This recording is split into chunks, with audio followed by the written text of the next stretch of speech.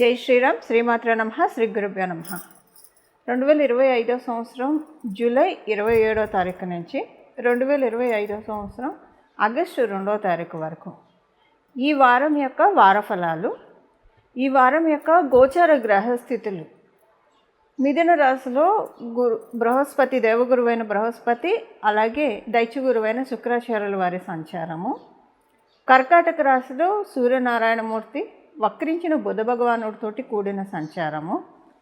సింహరాశిలో కేతుదేవుడు మంగళ సంచారము. మంగళ్ ఒక 2 రోజులు సింహరాశిలో సంచారం చేసి తదుపరి ఆయన కన్యారాశిలో ఆయన సంచారాన్ని కొనసాగిస్తున్నారు. సింహరాశి నుంచి కన్యారాశిలోకి మారుతున్నారు. రాహు భగవానుడు కుంభరాశిలో సంచారము. వక్రించిన శనీశ్వరుడు ఆఖరిదైన మీనరాశిలో సంచారము. అన్ని రాశుల్ని తొందరగా చుట్టూ వచ్చే, అతివేగంగా చుట్టూ వచ్చే ఆ గ్రహము చంద్ర భగవానుడు. ఈయన ఈ వారము సింహరాశి నుంచి తులారాశి వరకు ఆయన సంచారం ఉంటుంది. ఈ 3 రాశులు ఆయన సంచారం ఉంటుంది. ఇవి ఈ వారంలో గోచారంలో ఉన్న గ్రహదేవతలు ఈ రాశుల్లో ఉన్నారు. ఈ రాశుల్లో వాళ్ళు స్థితులై ఉండడం వల్ల ఈ వారం గోచార గ్రహస్థితుల ఫలితాలు ద్వాదశ రాశుల వాళ్ళకి, ద్వాదశ లగ్నాల వాళ్ళకి ఎలా ఉంటుందో మనం చూద్దాం. వృశ్చిక రాశి, వృశ్చిక లగ్నాల్లో పుట్టిన వాళ్ళకి మీకు ఆరోగ్యంగా ఏవైనా ఇబ్బందులు ఉంటే ఇది అంతా సెట్ అవుతాయి. ఆలోచనలన్నీ కూడా కామ్ డౌన్ అవుతుంది. మైండ్ చాలా పీస్ఫుల్ స్టేట్లోకి వెళ్తుంది. మైండ్ రిలాక్స్ మోడ్లోకి స్విచ్ ఆన్ అయిపోతుంది, రిలాక్స్ మోడ్లోకి వెళ్ళిపోతుంది. అలాగే మీకు ఈ వీక్ మీ దూర ప్రయాణాలు చేయాలనుకుంటుంటే దీనికి మీకు చక్కటి అనుకూలతలు ఉన్నాయి.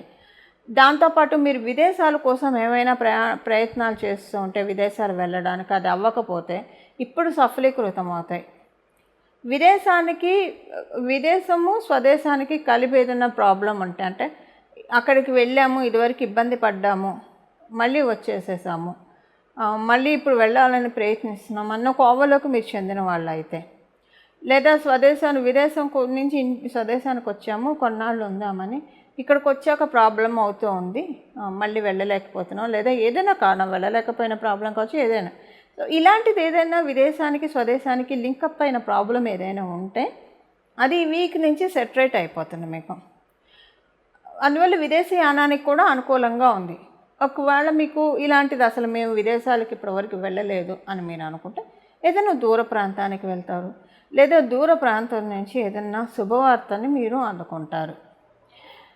సో ఇది కాకపోతే హెల్త్ ప్రాబ్లమ్స్ ఏవైనా ఉంటే అవి సెట్ అయిపోతాయి. అలాగే మానసికంగా చాలా ప్రశాంతంగా ఉండే శుభ సమయం.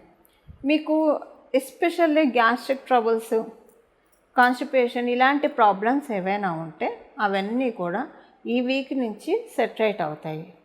మీ ఆలోచనలు, మీరు కొన్ని నిర్ణయాలు తీసుకుంటారు.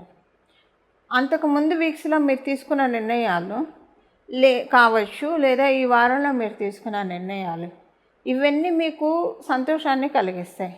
మీరు చాలా కరెక్ట్ నిర్ణయం తీసుకున్నారు అని మీరు అనుకునే విధంగా మీకు ఆనందాన్ని, అలాగే ఉల్లాసాన్ని, ఈ రెండింటినీ కూడా గోచారంలో ఉన్న గ్రహదేవతలు మీకు కలగజేస్తూ ఉన్నాయి. కొంచెం మీరు ఈ వారం నుంచి తెలియకుండానే హెల్త్ కాన్షియస్ అయిపోతారు. టైంకి ఫుడ్ తీసుకోవడం, టైంకి పడుకోవడం, ఈ 2 కూడా గోచారంలో ఉన్న గ్రహదేవతలు మిమ్మల్ని బ్లెస్ చేస్తూ ఉన్నాయి. ఇవి ఈ వారంలో ఉన్న గ్రహదేవతల ఫలితాలు వృశ్చిక రాశి, వృశ్చిక లగ్నంలో పుట్టిన వాళ్ళకి. పరిహారము మనం ఇప్పుడు చూద్దాము. పరిహారము 2 విధాలైన పరిహారాలు చెప్తాను. ఈ రెండిట్లో మీకు ఏది కుదిరితే మీరు అది చేయండి. 2 చేస్తామంటే మహాభేషుకు చక్కగా ఉంటుంది. మొదటి పరిహారం ఏంటంటే, యాక్చువల్గా ఇక్కడి నుంచి ఈ వారం మొదలుకొని ఒక 41 రోజులు, లేదా తుదకి 21 రోజులైనా సరే, ఏకవింశతి రోజులు అయినా, దినాలైనా కావచ్చు, లేదా మండలం 41 రోజులు, మీ ఓపిక. ప్రతిరోజు సాయంత్రం పూట ఏదన్నా దేవాలయాన్ని సందర్శించండి. మీ ఇంటి దగ్గర ఉన్న దేవాలయం కావచ్చు, లేదా ప్రత్యేకించి మీరు ఎక్కడికైనా డ్రైవ్ చేసుకొని కొంచెం సుప్రసిద్ధ పుణ్యక్షేత్రాలకు వెళ్ళినా, ఏదైనా సరే ప్రతిరోజు క్రమం తప్పకుండా 21 రోజులైనా పర్లేదు, 41 రోజులైనా పర్లేదు, సాయంత్రం పూట చక్కగా శుచిలై స్నానం చేసి ఉతికిన వస్త్రాలు కట్టుకొని వెళ్ళండి. ఇది చాలా మంచిది. ఇప్పుడు ఒకవేళ కొంతమంది ఇంట్లోనే ఉంటారు, ఎవరిని తగలము, మన ఇంట్లోనే ఉంటే ఎవరిని ముట్టుకోము, కాబట్టి అప్పుడు మీరు కాళ్ళు చేతులు, కొంతమందికి 2వ పూట స్నానం చేస్తే సైనసైటిస్ ఇలా ప్రాబ్లం ఉన్న వాళ్ళకి పడకపోవచ్చు. అప్పుడు మీరు ఉతికిన వస్త్రాలు ధరించి కాళ్ళు చేతులు మొహం కడుక్కొని ఇంట్లో ఉన్న పని అయితే మీరు వెళ్ళవచ్చు. సో ఇప్పుడు అంటే అందరికీ ఓపిక ఉండకపోవచ్చు ప్రతిరోజు గుడికి వెళ్ళాలంటే, కొంతమందికి కుదరదు, ఎందుకంటే ఆఫీసులకి వెళ్తారు, మరి కుదరాలి కదా, వాళ్ళకి టైమ్స్ అడ్జస్ట్ అవ్వవు. అలాంటప్పుడు ఏం చేస్తారంటే, మీకు కుదరదు అని అనుకుంటే కనుక ప్రతిరోజు సూర్యాస్త సమయము, ప్రదోష సమయం అని అంటాం, ఈ సమయంలో ఏవి తినకండి. సహజంగా కొంచెం ఆ టైంలో ఏవో స్నాక్స్ అవి తినే అలవాటు ఉంటుంది చాలామందికి. 21 రోజులు 41 రోజులు మీరు కావాలంటే బిఫోర్ 4:30 లోపల తినేసేయండి, లేదా 7 తర్వాత తినండి. ఈ పర్టికులర్ టైం ప్రదోష వేళ తినకండి. అంటే సూర్యాస్తమయం సమయాన్ని మనం ప్రదోష వేళగా వ్యవహరిస్తాం. ప్రదోష వేళ ఏమీ తినకూడదు, ఇది మీకు రూల్. అంటే ఎవరైనా తినకూడదు, గుడికి వెళ్ళే వాళ్ళు కూడా తినకూడదు సూర్యాస్తమయం సమయంలో. అలాగే మీరు గుడికి వెళ్ళడం కుదరకపోతే అప్పుడు మీరు చేయాల్సింది ఏంటంటే, ప్రతిరోజు కూడా సూర్యాస్తమయ సమయంలో ఇప్పుడు మనం చెప్పే ఇప్పుడు నేను చెప్పే నామాన్ని కనీసం ఒక 15 నిమిషాలు జపించడానికి ప్రయత్నించండి. ఇది నామం కాబట్టి ఎలాంటి దోషము లేదు, ఎప్పుడైనా చెప్పుకోవచ్చు. మనం సర్వకాల సర్వావస్థలు, మనం ఏ అవస్థలో ఉన్నా సరే, ఆఫీస్లో ఉన్నాం, బాత్రూమ్కి వెళ్ళి వచ్చిన బట్టలు, లేదా రకరకాల మనుషులను తగిలాము, ఏదో తినకూడదని తిన్నారు. ఇప్పుడు అంటే తినకూడదంటే నా ఉద్దేశం అలా అని కాదు, కొంచెం అదర్ క్యాస్ట్ వాళ్ళు నాన్ వెజ్ తింటే పూజలు అవి చేసుకోవడానికి ఆలోచిస్తారు కాబట్టి. సో అందుకే సర్వకాల సర్వ అవస్థలు అని చెప్తాడు భగవంతుడు. గీతలో గీతాచార్యుల వారు అదే చెప్తారు. మనం ఏ అవస్థలో ఉన్నా నామజపానికి అస్సలు కించిత్ దోషం కూడా ఉండదు.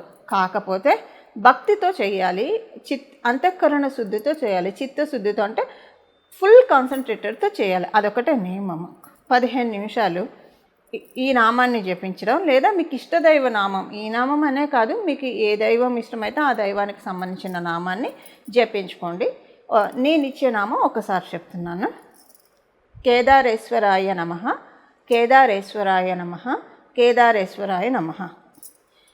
12 జ్యోతిర్లింగాల్లో ఒకటైన కేదారేశ్వర జ్యోతిర్లింగం. ఈ కేదారేశ్వరుణ్ణి మనం తలుచుకుంటే మన పాపాలన్నీ కూడా దూది పిందకి కనుక మంట పెడితే టప్ టప్ టప్ టప్ టప్ టప్ ఎలా పేలిపోతాయో, లేదా ఒక 2 మన చేతి నిండా ఎండుటాకులు పెట్టుకొని ఉఫ్ఫను ఊదితే ఎలాగైతే ఎగిరిపోతాయో, లేదా పెద్ద గాలి వచ్చినప్పుడు ఎలాగైతే ఎంగిలి విస్తరాకి ఎగిరిపోతుందో, అలా మన కర్మదోషాలన్నీ కూడా ఎగిరిపోతాయి. అవి మనకి శివమహాపురాణం చెప్తుంది. ఈ నామం అంత పవర్ఫుల్ అయిన నామము, అత్యంత శక్తివంతమైన నామం ఇది. మీ ఇష్టదైవ నామాన్ని కూడా మీరు జపించుకోవచ్చు. మీరు ఏ దైవాన్ని అయితే స్మరించుకుంటారో ఆ దైవ నామమైనా స్మరించవచ్చు, లేదా కేదారేశ్వరుణ్ణి స్మరించుకుంటే కనుక. అందున ప్రత్యేకించి ప్రదోష వేళలో ఎవరైతే కేదారేశ్వరుణ్ణి జపిస్తారో, ఇంకా ఆయన బోలాశంకరుడు, ఆయన పరమప్రీతి పొందుతాడు. పరమప్రీతి చెంది మనకి ఏది మన జీవితంలో మనకి లభిస్తే మన సౌఖ్యము, మన శాంతి చెదరకుండా మనం చాలా సంతోషంగా ఉంటామో అది ఆయన మనకిస్తాడు. ఒక్కోసారి మనకి కోరుకోవడం చేత కాకపోవచ్చు. ఇప్పుడు పెద్ద పదవి కోరుకుంటారు, ఆ పదవి వచ్చిన తర్వాత అక్కచెల్లెళ్ళు ప్రెషర్ ఉంటుంది, టెన్షన్ ఉంటుంది, రకరకాల వాళ్ళని హ్యాండిల్ చేయాల్సి వస్తారు, రకరకాలు ఉంటాయి. అవన్నీ కూడా హ్యాండిల్ చేయగలగాలి కదా. అంటే ఒకటి భగవంతుడు అంత ఇచ్చినప్పుడు అవన్నీ హ్యాండిల్ చేసే సమర్థతనైనా మనకి ఇచ్చేస్తాడు అవి ఇచ్చి. లేదా అసలు అలాంటిది లేకుండా మనం సౌఖ్యంగా ఉంటాం, హ్యాపీగానే ఉంటాము, కానీ ప్రెషర్స్ ఉండవు, టెన్షన్స్ ఉండవు.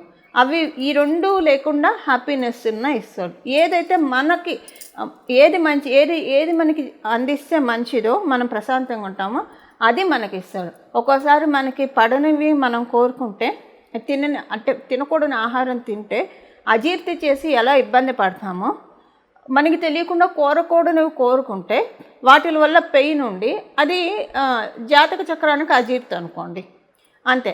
దానివల్ల అబ్బా ఇది అనవసరంగా వచ్చింది, ఇది రాకపోయింటే బాగుండేదేమో అని అనుకుంటారు. సో అలాంటివి కాకుండా భగవంతుడు మనకి ఏదైతే మనం హ్యాపీగా ఉంటామో అది మనకిస్తాడు. ఎండ్ ఆఫ్ ది డే మనందరికి కావాల్సింది ఏంటి? సుఖ సౌఖ్యాలు, సంతోషము, ఆనందము. ఇది ఖచ్చితంగా ఎక్స్పీరియన్స్ అవుతారు. ఈ 6 నెలల్లో మంచి ప్రామిస్ అయితే గ్రహదేవతలు త్రో చేస్తున్నాయి. దానికి ఈ పరిహారం చేసుకుంటే ఇంకా మనం ఒక బలాన్ని, ఇప్పుడు ఒక మొక్కను నాటినప్పుడు ప్రతిరోజు నీళ్లు పోసి దాన్ని చక్కగా పోషణ చేస్తూ ఉంటే అది వటవృక్షం అవుతుంది. మనకున్న యోగం, ఇప్పుడు గ్రహదేవతలు ఇచ్చే యోగాన్ని వటవృక్షం చేసుకోవాలా వద్దా? అలా చేసుకోవడానికి ఈ నామం ప్రదోష వేళ చక్కగా సహకరిస్తుంది. లేదా మీ ఇష్టదైవ నామం అయినా మీరు జపించుకోవచ్చు. ఈ విధంగా మన మీద వరాల జల్లులు కురిపిస్తున్న గ్రహదేవతలకి మనందరి తరఫున మనస్ఫూర్తిగా నమస్కారం చేస్తూ మంగళం. నమో భగవతే వాసుదేవాయ.